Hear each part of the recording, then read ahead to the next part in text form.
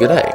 Well, again, I've gone a little off topic here, and I'm doing a video on one of my all-time favourite arcade games, Ghouls and Ghosts.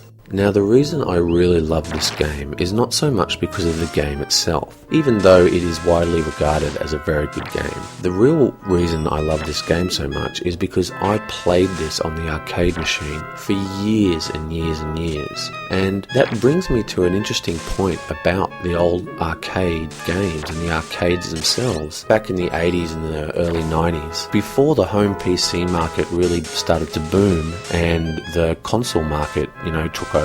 See, back in these early days, playing computer games is actually very social. I mean, they're getting more social nowadays with the invent of MMOs, with all that communication. Plus, you've got the consoles bringing out party games specifically designed to entertain groups of people at once. But anyway, back in the old days, you had to leave your house to play computer games. There was no real choice unless you were a fairly well-off family and could afford some of the expensive early consoles. So places like this milk bar from my youth, the entire neighbourhood, all the children in the neighbourhood, well, at least all the male children in the neighbourhood, would be gathered there. It was like a meeting point where so many of my childhood memories start at that milk bar, because that's where I would meet my friends. Would skateboard down, go there, go surfing, go on little adventures as young boys do. And the whole time, the arcade machines were there, and we played as a group with not just our friends, like the entire neighbourhood's friends. And that is why arcade games still,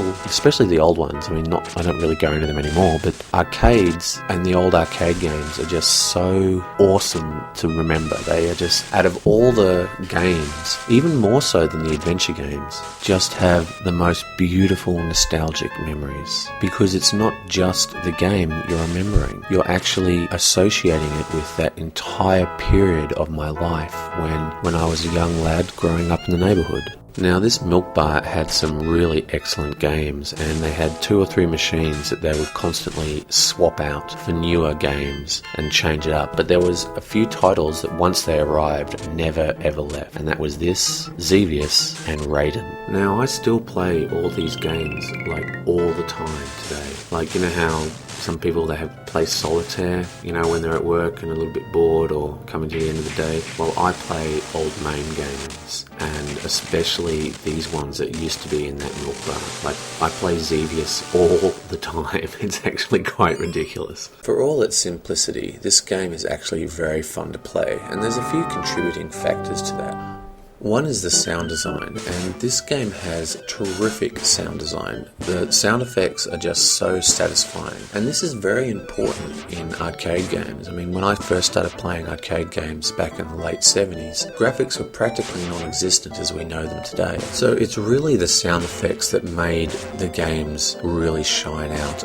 Would I have liked Xevious as much if it didn't have that awesome bomb-dropping noise? Well, maybe not, and that's kind of the point.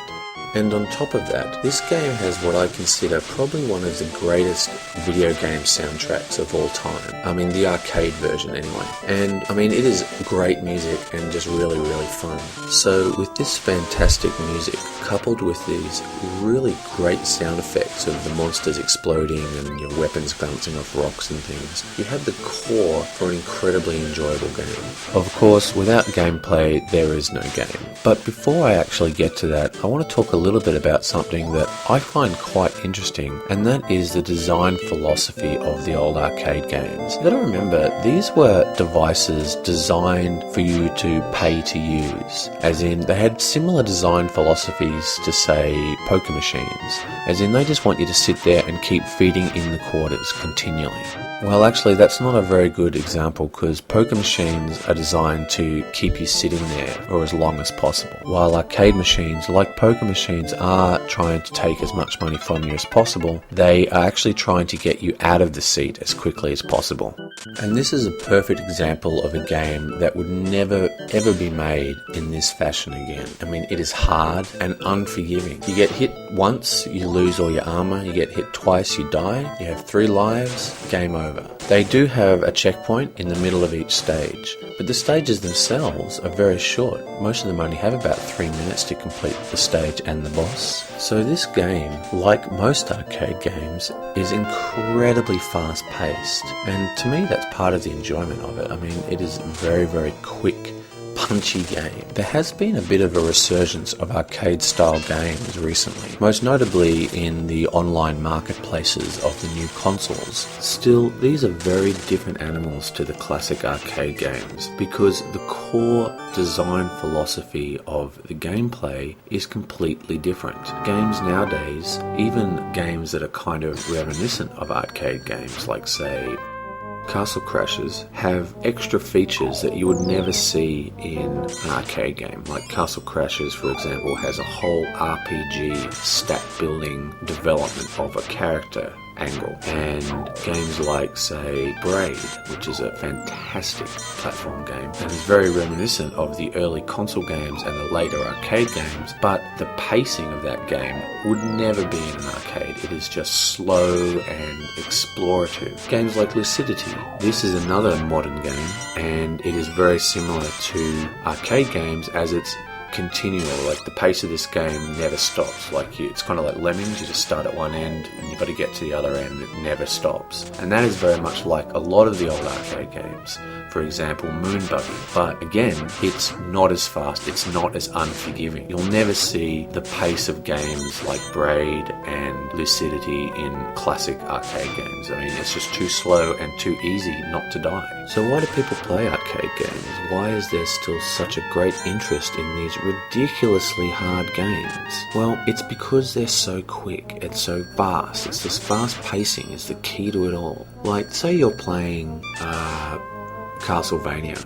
You die in Castlevania, that's frustrating as hell because those levels are ginormous. The levels in this game, for example, they're literally 2 minutes to get across. You know? So even though you're failing and you're dying maybe more often than on those other games, they're not as frustrating because you don't feel like you're lost so much time. It's a very subtle effect, and it's common in all arcade games, and it's a completely missing factor from modern gaming. Modern gaming is all about time consumption. The games are so involved and so heavy on your time that is what drives a lot of people away from playing games as they get older. You know, they start to have families and whatever, and they don't have the time to play games. And I believe this is why there's a resurgence in the arcade games right now, because people are starting to realize that you don't need to make a game that has 500 million hours of content in it to keep people entertained. The game just needs to be good and fun and challenging, and that's what these games are. Like, that's what arcade games are. They're so hard but yet so quick that you can just have 20 goes at once. You know, just play the game like 20 times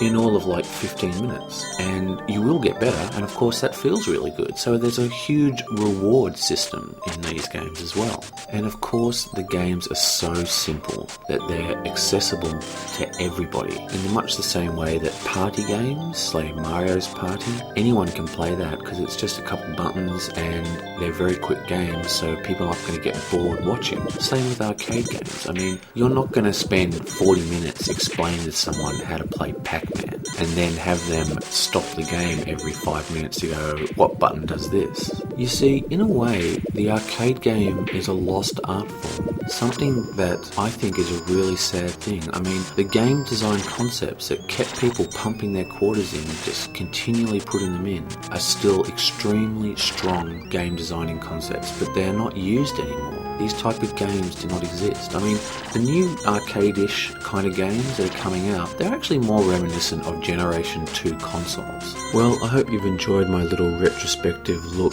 at arcade games in general, and with a little bit of focus on one of my favourites, which is Ghouls and Ghosts. I strongly recommend that you give it a go. I'm sorry for some of the choppy footage in this video, but I had my recording settings wrong, so sorry about that. And in that last level, that very last level, I had to start using save states because it was just too hard for me to get the footage. If you are interested in seeing the footage, I'm going to post this as a video response to a guy who is like a pretty hardcore MAME player, and he has this game beaten and posted on YouTube. Thanks for watching.